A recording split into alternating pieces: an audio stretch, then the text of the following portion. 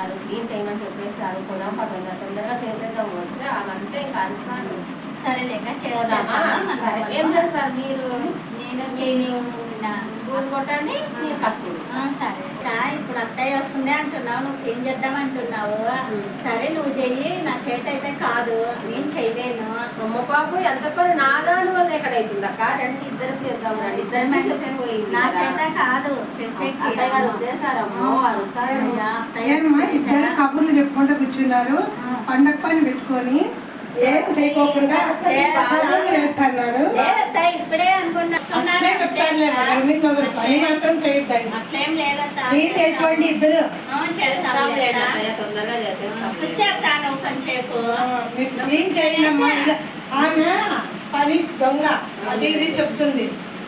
చెయ్యండి, ఇద్దరు కలిసి చేయండి. అత్తయ్య గారు అట్లా అంటున్నాను. అంటే చేయలేకపోతున్నాను.